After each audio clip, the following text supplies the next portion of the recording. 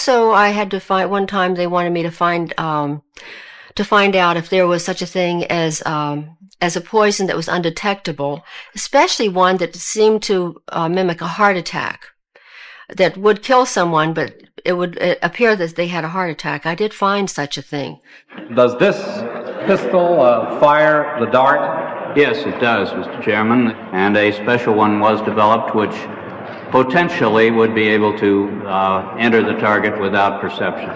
The poison was frozen into some sort of dart, and then it was shot at very high speed into the person.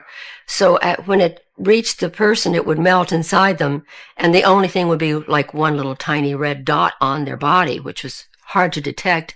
There wouldn't be a needle left or anything like that in the person. But also the toxin itself would not appear in the autopsy? Yes, so that there was no way of perceiving that the target was hit. A lot of you have probably heard of the CIA's Project MKUltra, which was a declassified now project by the CIA to try to mind control people, essentially using drugs and other methods. But a lot of people don't know the follow-up to that program, MK Naomi, which is a joint research program by the Department of Defense and the CIA, which lasted from the 1950s all the way up until the 1970s. Unclassified information about MK Naomi is generally pretty scarce, specifically that recently it has now been confirmed that it was a successor to the MKUltra project, specifically focusing on biological projects, including biological warfare agents, specifically how to store these materials that could either incapacitate or kill test subjects, and to develop devices to defuse such materials. The U.S. Army's Special Operations Command was assigned to assist the CIA with development, testing, and maintenance procedures. The SOC's assistance, the CIA modified guns with special darts coated with biological agents. These darts could incapacitate guard dogs, allowing agents to infiltrate the area the dogs were guarding. In addition, the SOC added the potential to research use on biological agents against other animals and crops. The 1967 CIA memo, which was uncovered by the Church Committee, contained evidence of at least 3 covert techniques for attacking and poisoning crops that had been tested under field conditions. On November 25th, 1969, President Richard Nixon banned any military use of biological weapons, and Project Naomi was dissolved. However, this project continued, and use of the weapons still continued. February 14th, 1970, the presidential order outlawed all stockpiles of bacteriological weapons and non-living toxins. However, despite this order, research continued and stockpiles continued.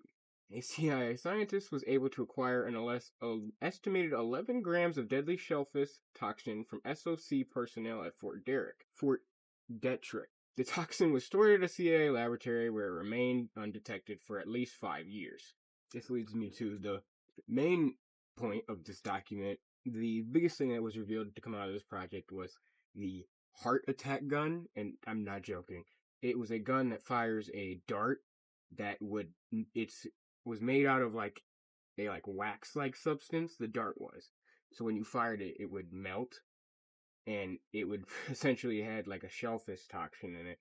It would give the person a heart attack. It resembles like a Colt 1911 with a scope. Fired a frozen pellet of Cytoxin, which is a poisonous substance derived from shellfish. He fired from up to 100 meters away. This was actually discovered as a possibility to be weaponized in a toxin form by Mary Embry, who joined the CIA in the late 1960s. This was not a uniquely American invention, though. Of course, the KGB had a similar poison weapon. Bohdan Stashinsky, one of the KGB's hired mercenaries, was known to have murdered 2 Ukrainian anti-Soviet activists. That's okay. With a gun that sprayed cyanide in their faces. The CIA eventually learned of this when Stashinsky eventually defected to the West. That was just a crazy sentence to read. I'm sorry, I wasn't even all of what that guy did. Okay, and it says here, after the outlaw imposed by Richard Nixon, enough saxitoxin to kill some 5,000 people was eventually found in a storage room in CIA headquarters 2 years after the ban. according to the New York Times. The Church Committee's findings eventually led President Gerald Ford to sign an executive order forbidding employees of the United States government to engage in or conspire to engage in political assassination, which they, of course, just ignored. Oh, but it does, however, recognize the CIA would have to figure out how to the CIA must have to figure out how to eliminate its foreign adversaries without directly contributing to their deaths. And it says, as it did in Afghanistan, Argentina, Poland, Chad, Nicaragua, and elsewhere. Interesting that they directly acknowledge that. Anyways, just another thing I found while researching a few other topics. Yes, for watching.